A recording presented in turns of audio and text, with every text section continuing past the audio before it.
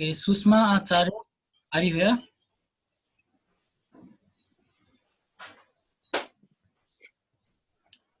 Susma Acharya, Yes, sir. yeah, you are going to speak against the topic. You can start. Some days may be windier than others. The sun doesn't shine at night, and drought may occur for a period of time. Think it again. Some days may be windier than others. The sun doesn't shine at night, and drought may occur for a period of time. A very warm namaste to you all. Today, on the topic, I'm going to speak against it. And I'm going to say that government should not spend in alternative sources of energy. But first of all, I want to give introduction on what alternative sources of energy.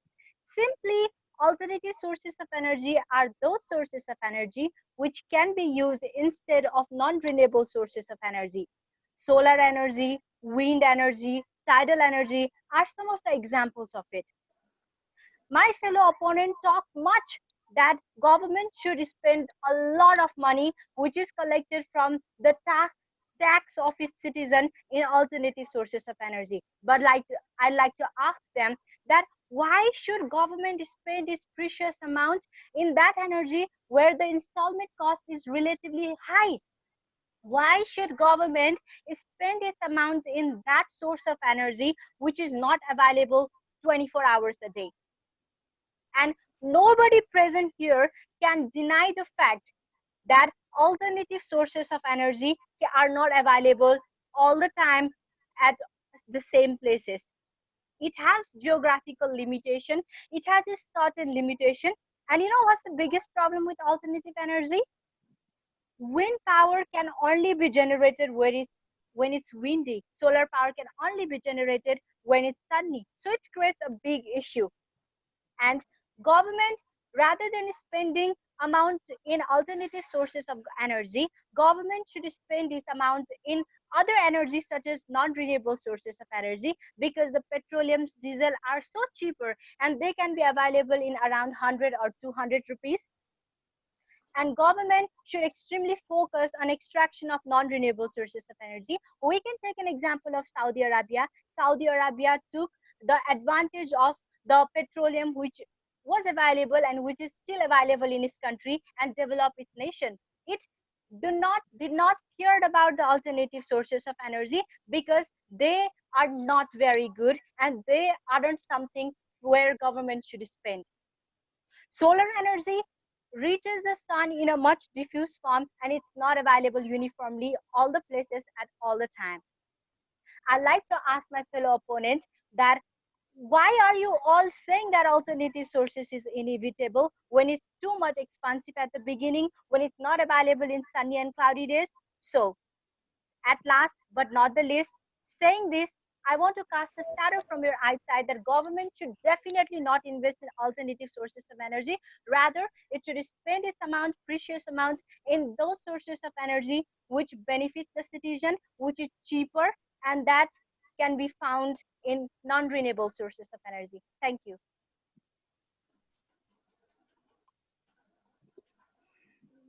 Respected judges, I Jayesh would Raj like to Bhandari. uh, excuse me, judges, can be a question? Someone Uh, speaking. Yeah, you can question. Just take the name and question whom you want. You will get 30 seconds for that. yeah, Devi Shushma, you asked about us about the inevitability of the resources, but and because it is so expensive, governments would not be able to do that. But according to for one, uh, after some generations, when fossil fuels start to diminish, and it will be necessary for the renewable energy to get cheaper because of the government's need and the world's need. That is why the prices will go down. That is why it is inevitable. So what does the deputy has a say in this? So, like you all, almost all of us were talking about, you were talking about alternative sources of energy and government should invest on it. But do you know that alternative sources of energy basically include solar energy, wind energy? And do you know that to install that wind energy, you need a lot of towers, you need a windy place, which is not available all the time, and it cannot be avoided by the government. It's time consuming, and how can government rely in that source of energy which is not available all the time? So that is why I mean to say that. So what about the hydroelectric projects, which flow all the time, like the main rivers flow throughout the year? Not talking about the common rivers or the small ponds, but the oceans or the lakes that are deep and are running endless. It Talking does about not the high, affect. It does yes, not go on affect please. if even if it's sunny or even if it's windy. So and even in the drought time, the water will still flow to some extent. So what is the debate has to say?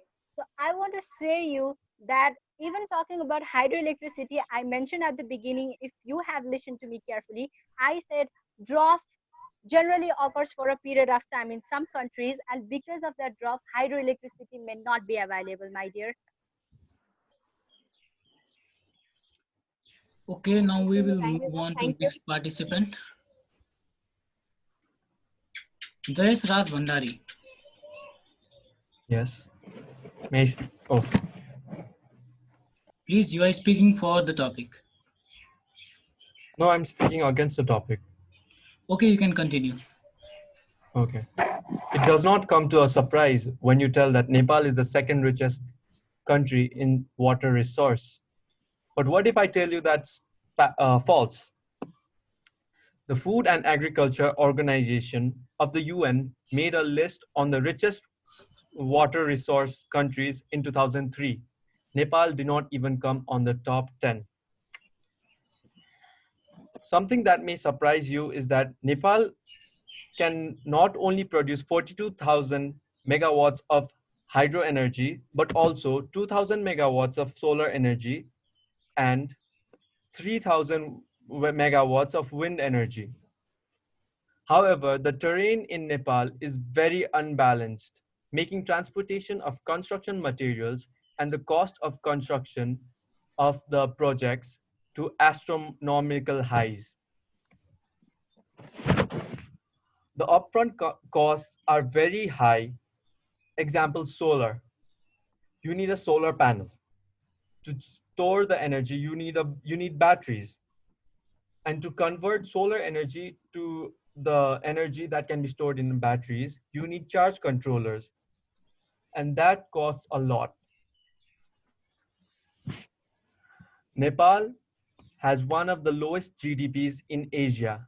And I don't think spending twice or thrice as much to produce a single megawatt of energy may be favorable for the government of Nepal in any way.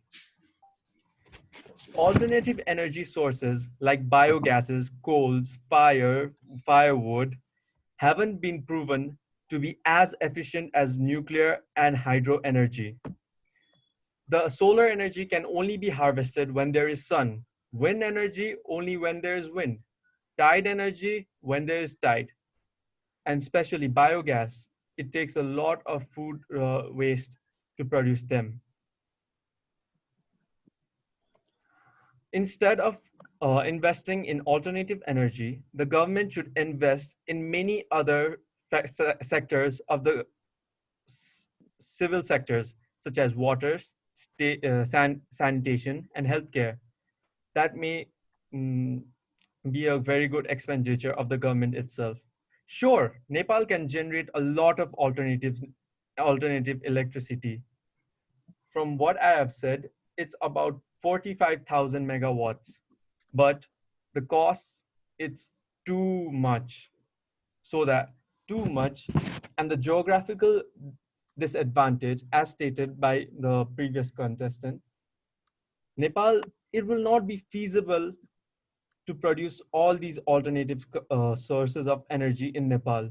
The return of investment will take a long time, making it take the country years or even decades to generate profit from the projects. The current scenario of Nepal may be much favorable, where we produce some amount of electricity and buy some amount of electricity from India. Therefore, I would like to conclude my speech saying that the government should not invest in alternative sources of energy due to the geographical limitations, and instead invest it in some other places that it may require. Thank you. Okay, thank you, Jayesh. Kiran Khatri, you are speaking for the topic and you can continue. For hello, good afternoon, everyone. Again, I'm here for the third time, and now the awakening question arises here that should government invest in alternative energy or not? I must say, governments should invest in alternative energy. Alternative energy are those energy sources that doesn't use fossil fuels. They are renewable energy which comes from the natural resources and they don't run out. So the government must give its priority to the in the utilization of alternative energy. Firstly, it will have to create a lot of job opportunities. As you know that our country and most of the countries are poverty stricken. Many people are not able to fill their bellies with food. So if the government give the priority in a better utilization of alternative energy, then they may arise various job opportunities in this utilization of natural resources. The locals can do a lot better. Who knows, in better utilization of natural resources rather than the local people. So if the government provides awareness programs to the local people, then they may better utilize the natural resources and may even we may be even one step closer in solving the poverty problem. Also, through the using alternative resource may in the use of fossil fuels.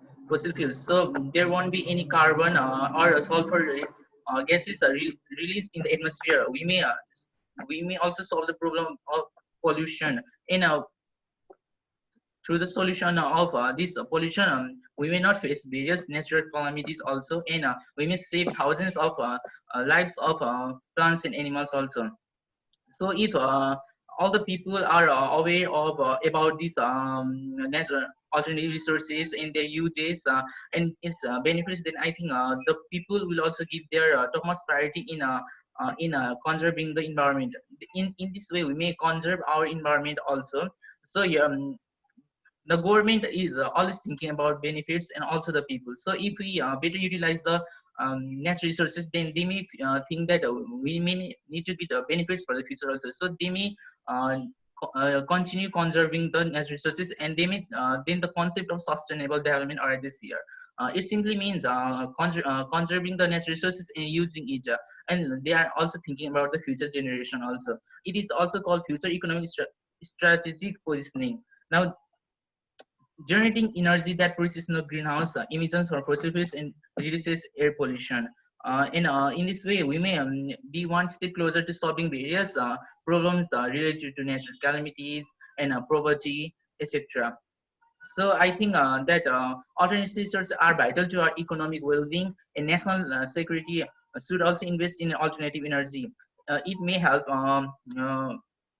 reducing the dependence on imported fuels and better we may through the proper utilization of natural resources we may do much better for the our country also. Thank you.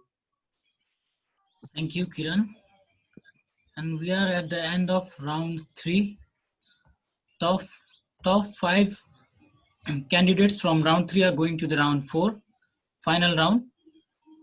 And the top 5 candidates' name will be mentioned in the group within 10 minutes. So please have patience for that and do not text. You will get the results in 10 minutes. Now you can leave the meeting.